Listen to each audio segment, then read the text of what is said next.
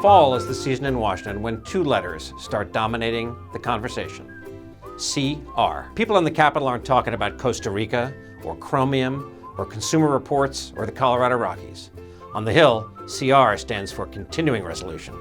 That is the formal name for the legislation that keeps the government open and running until Congress can find agreement on a long-term budget.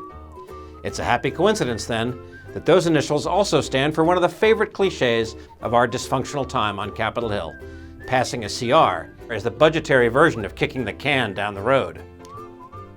Put another way, it's the bill lawmakers have to write in order to prevent embarrassment when they haven't finished the most basic job on time. The House and Senate are supposed to decide at the end of every September how much taxpayer money is going to get spent in the coming year by each agency and program, from the Pentagon to the Botanical Garden. In other words, a CR is Congress's way of giving itself an extension on an assignment where the deadline has been set a whole year in advance. Sometimes Congress has wrapped things up only a couple of weeks behind schedule. Most of the time, it's taken much longer. During both the last two presidential election years, for example, Congress punted the whole budget debate.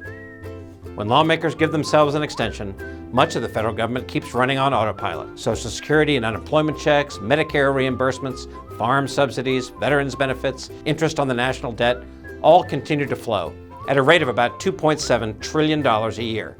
Active duty military, air traffic controllers, federal law enforcement agents, and other essential personnel keep working and getting paid for it. But Congress has to step in to pass a CR, or a series of CRs, in order to keep most government functions operating without any interruption after the start of the new budget year on October 1st. These CRs take all sorts of different forms, depending on the politics of the moment.